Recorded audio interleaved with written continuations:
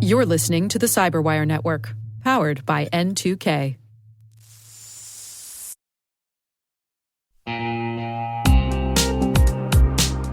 Managing the requirements for modern security programs is increasingly challenging and time-consuming. Enter Vanta. Vanta gives you one place to centralize and scale your security program.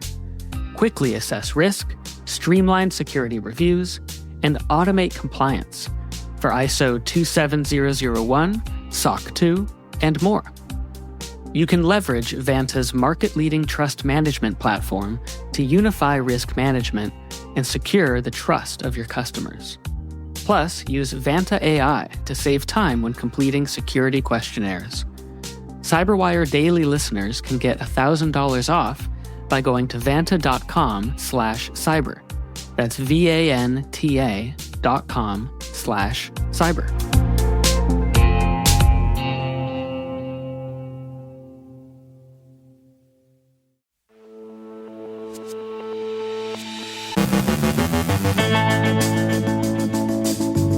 A joint advisory warns of Volt Typhoon's extended network infiltration. Check your Cisco devices for patches. Fortinet clarifies its latest vulnerabilities. Internet outages plague Pakistan on Election Day. Kaspersky describes the new Coyote banking trojan. Cyber insurance is projected to reach new heights. The White House appoints a leader for the AI Safety Institute and sees pushback on proposed reporting regulations. Can we hold AI liable for its foreseeable harms? Joe Carrigan joins us with insights on the mother of all data breaches and the potential of passkeys versus the comfort of passwords.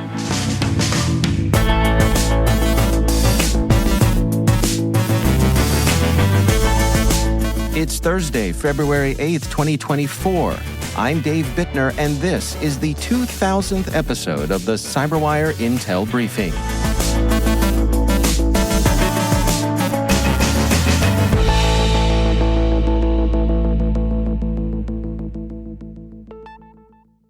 Thank you for joining us today. It is great to have you here with us. The Chinese cyber espionage group, known as Volt Typhoon, successfully infiltrated networks within the United States' critical infrastructure and managed to evade detection for at least 5 years. The discovery of this breach was announced through a joint advisory by CISA, the NSA, the FBI, and their international partners from the Five Eyes Alliance. Volt Typhoon specializes in living off the land techniques, using legitimate tools already present in the environment for malicious purposes. The group also leverages stolen account credentials and employs strong operational security measures. These strategies enable them to remain undetected and maintain persistent access within compromised systems over long periods. The primary targets of Volt Typhoon have been organizations within the communications, energy, transportation, and water-wastewater sectors across the United States. Their operations and tactics suggest a focus beyond typical cyber espionage. Authorities believe the group's ultimate objective is to gain access to operational technology assets. This access could enable them to disrupt critical infrastructure, especially in times of geopolitical tensions or military conflicts with the United States. CISA has expressed concerns about Volt Typhoon's potential to exploit their access for disruptive or destructive cyber attacks against U.S. critical infrastructure during significant crises. Rob Joyce, NSA's Director of Cybersecurity, emphasized the ongoing efforts to understand the scope of Volt Typhoon's activities. The U.S. has been improving its capabilities in identifying compromises, hardening targets, and collaborating with partner agencies to counteract cyber threats from the People's Republic of China. In response to these threats, a technical guide accompanied the advisory. The guide provides information for network defenders on how to detect Volt Typhoon's techniques. It also offers mitigation measures to secure networks against attackers using living off-the-land techniques. Security researcher Kevin Beaumont warns that Akira and Lockbit ransomware groups are actively targeting Cisco ASA SSL VPN devices by exploiting vulnerabilities that were patched in 2020 and 2023. Despite the available patches, the exploitation of these older vulnerabilities is facilitated by organizations' slow patching practices. Recent observations by Beaumont and TrueSec researchers highlight an uptick in malicious scanning for Cisco AnyConnect VPN devices, with a significant portion of the activity linked to known ransomware groups. The advice is clear: patch your devices promptly to mitigate the risk of ransomware attacks. Meanwhile, Cisco has patched several vulnerabilities in its Expressway series collaboration gateways, including 2 critical flaws which pose a risk of cross-site request forgery attacks. These vulnerabilities stem from inadequate CSRF protections in the web-based management interface, enabling attackers to perform unauthorized actions on the affected systems by deceiving a user into clicking a malicious link.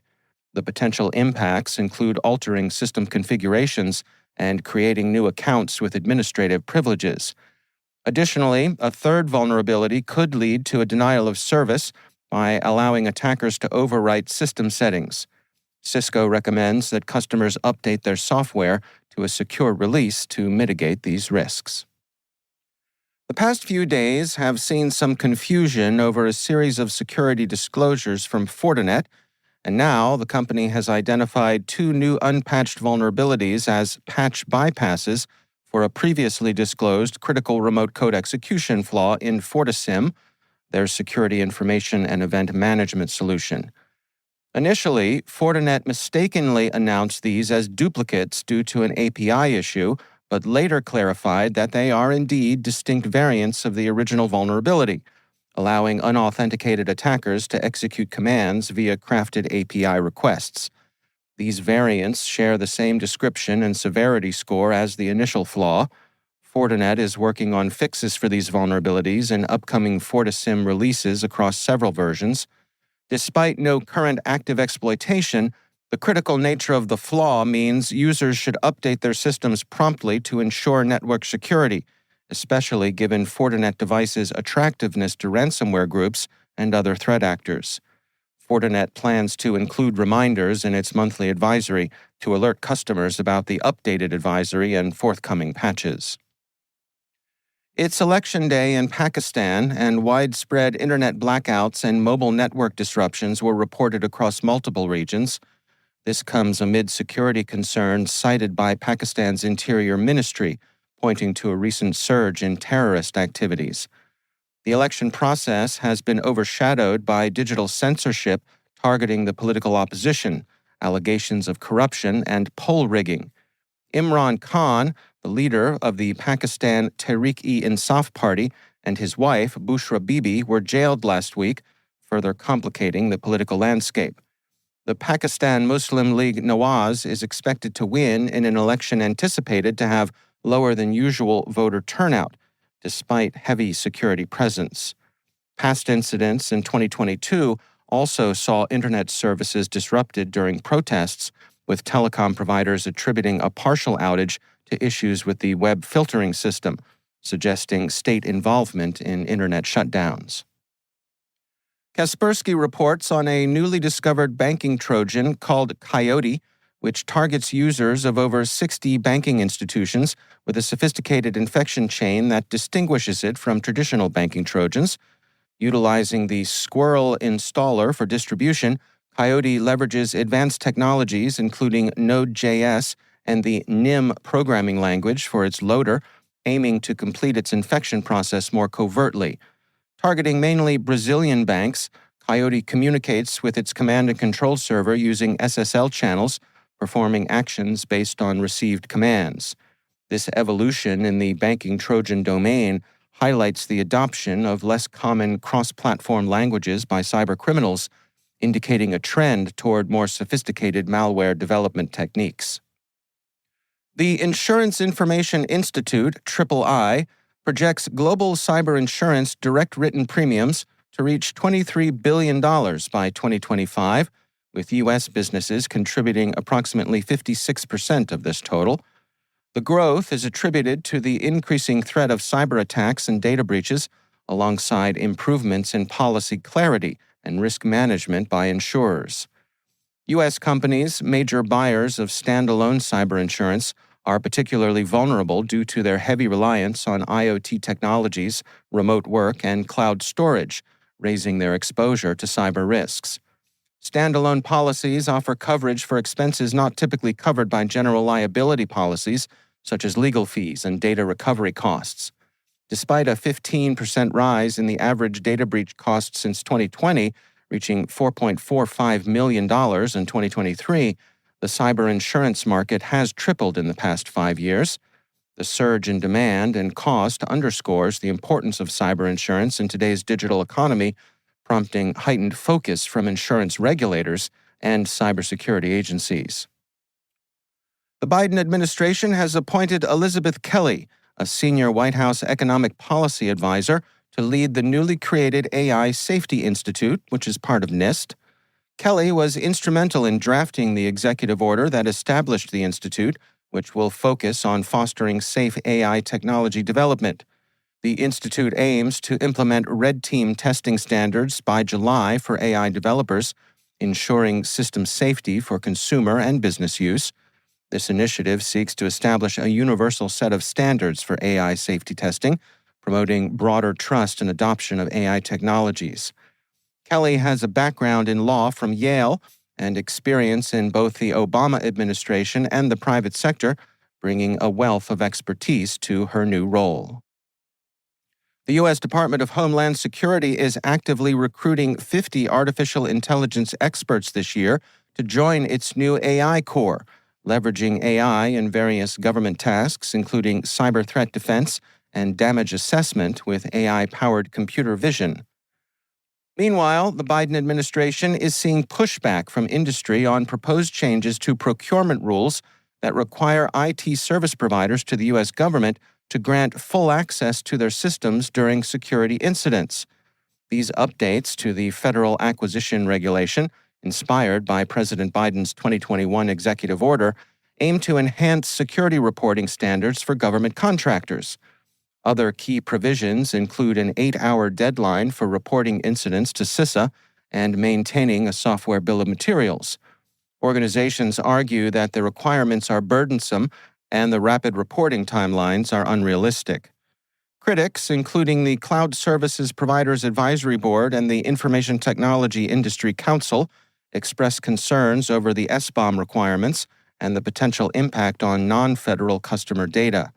The debate emphasizes the growing complexity and inconsistency of cyber incident reporting regulations across various federal agencies, leading to calls for a unified reporting process. A story from Dylan Matthews in Vox points out that some AI experts have remarked on the unique nature of artificial intelligence, highlighting its potential as a major shift in human history, akin to the creation of a new species capable of surpassing human intelligence. This perspective raises questions about the role of governments in regulating AI, especially given its potential to significantly impact society. Proposed regulations focus on ensuring AI systems are tested for bias, security vulnerabilities, weaponization potential, and unintended goals. However, the complexity of AI poses challenges for regulatory efforts. Gabriel Weil suggests an alternative approach through tort law, where AI companies could face strict liability for foreseeable harms caused by their products, including catastrophic risks. This legal strategy could incentivize companies to prioritize safety without the need for extensive government intervention, representing a novel method to manage AI's transformative potential while mitigating its risks.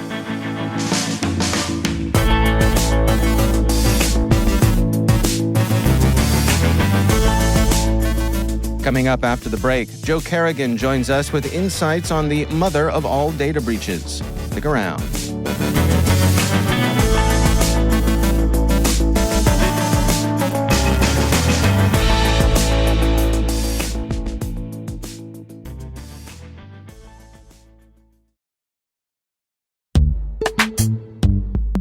This episode is brought to you by Palo Alto Networks, the leader in cybersecurity. As AI-driven attacks increase, organizations can't afford to have network security that's stuck in the past. Discover how Palo Alto Networks can help you predict what's coming and proactively secure against it with a zero-trust, AI-powered network security platform built to secure whatever, whenever, wherever. To learn more, visit paloaltonetworks.com/network security platform.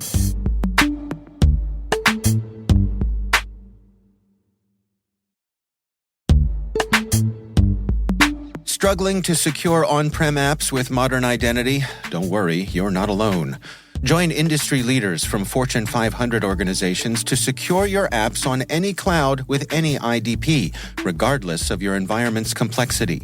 Meet Strata's identity orchestration platform, Mavericks. Say goodbye to the headaches of app refactoring and legacy tech debt. With identity orchestration, you can modernize legacy apps to use MFA or passwordless authentication in a few weeks, migrate from one IDP to another, and so much more without changing the app. No matter your IAM use case, Strata extends the value of your current identity investments. And the best part? You can try it for free today. Visit strata.io/cyberwire to share your biggest identity challenge, and they'll hook you up with a complimentary pair of AirPods Pro. Don't miss out. Visit strata.io/cyberwire. That's strata.io/cyberwire.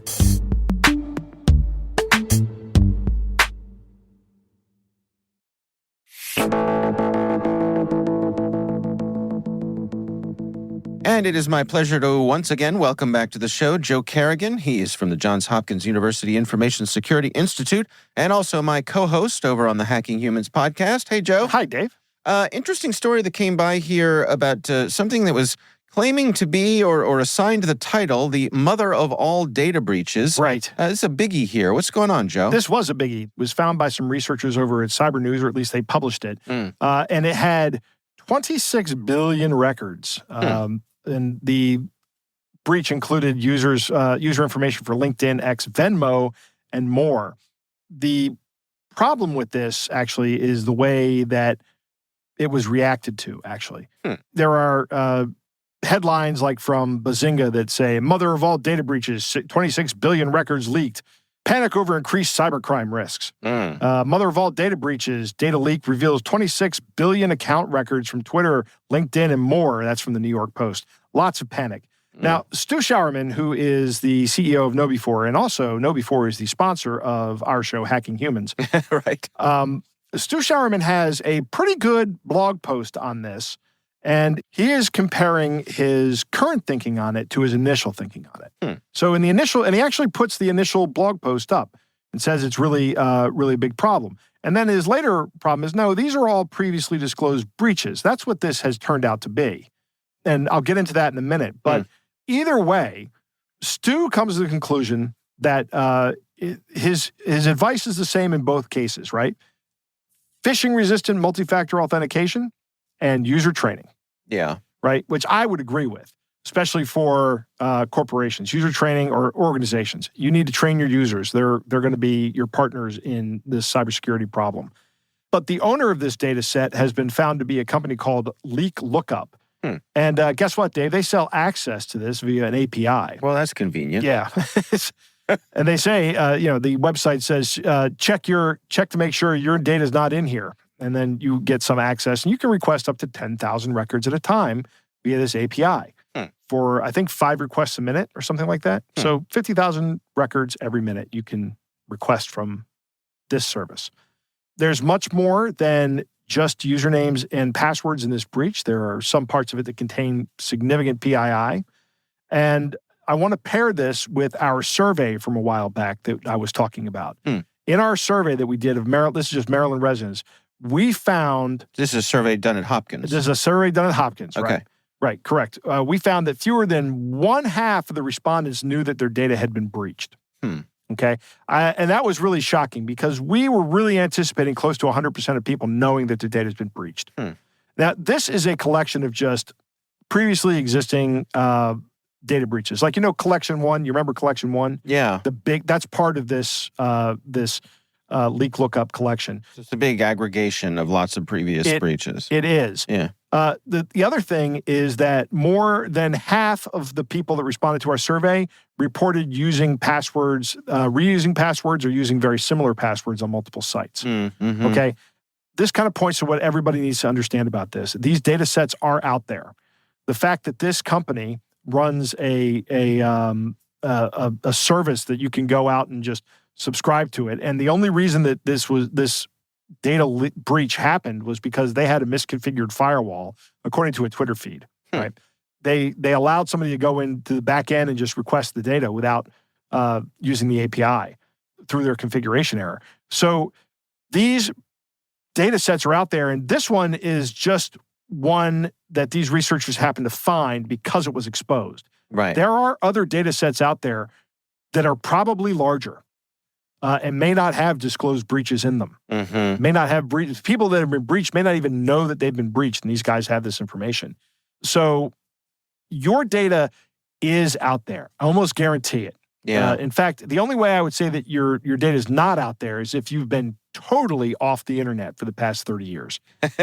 Right? In which case, you're not hearing this message. Right. Yeah, that's exactly right. Right. If you can hear the sound of my voice, your data is in one of these data sets. Right. Good way to say it. Right.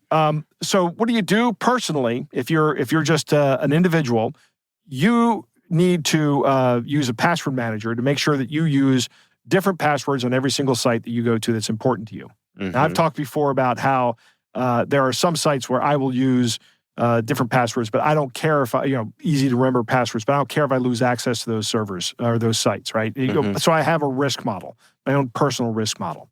The other thing is use multi-factor authentication on every site that offers it to you. Yeah. That'll stop a lot of these account takeovers that are going to result from this data being out there.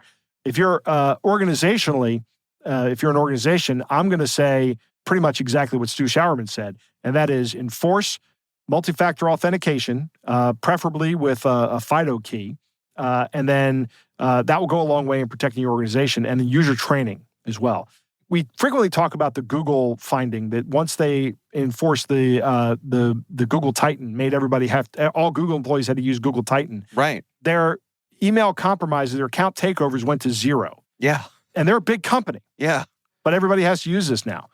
Twitter now, or X, I guess, after their breach, before they sold off to Elon Musk, they switched and forced everybody to go to a YubiKey. They bought 2 YubiKeys for everybody and just gave them to them. Yeah.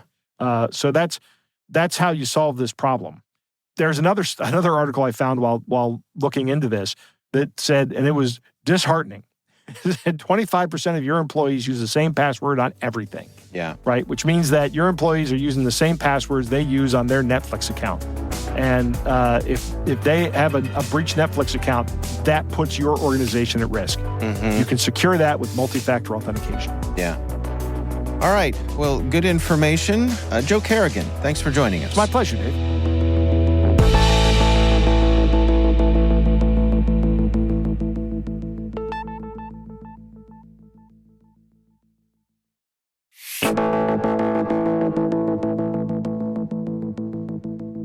And finally, Matt Burgess writes in Wired about the promise and frustrations of trying to adopt a passwordless lifestyle online.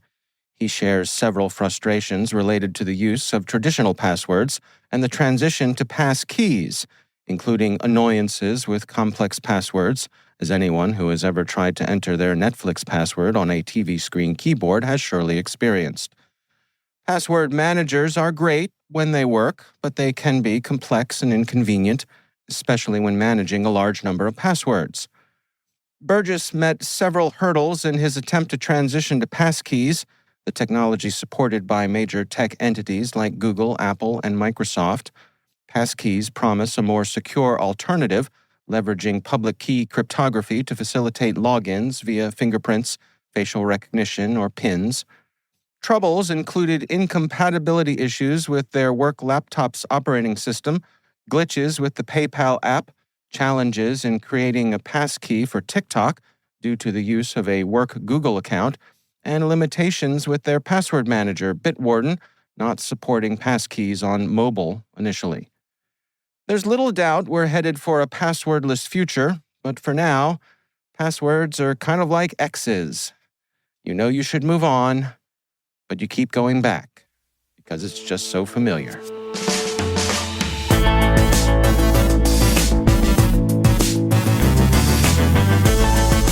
And that's the CyberWire. For links to all of today's stories, check out our daily briefing at thecyberwire.com. As I mentioned at the top of the show, this is our 2000th episode of the CyberWire Daily Podcast. A heartfelt thanks to everyone who's had a hand in making this possible. The original 5 team members who set off on this crazy adventure. Everyone here at N2K CyberWire today, our sponsors, for helping us keep the lights on. And especially to you, our listeners, for being with us day after day and letting us know that what we do is valuable and time well spent. Here's to the next 2,000 episodes. We'd love to know what you think of this podcast. You can email us at cyberwire@n2k.com. We're privileged that N2K and podcasts like the CyberWire are part of the daily intelligence routine of many of the most influential leaders and operators in the public and private sector, as well as the critical security teams supporting the Fortune 500 and many of the world's preeminent intelligence and law enforcement agencies. N2K Strategic Workforce Intelligence optimizes the value of your biggest investment, your people. We make you smarter about your team while making your team smarter. Learn more at n2k.com. This episode was produced by Liz Stokes. Our mixer is Trey Hester with original music by Elliot Peltzman. Our executive producers are Jennifer Ivan and Brandon Karp. Our executive editor is Peter Kilpie, and I'm Dave Bittner. Thanks for listening. We'll see you back here tomorrow.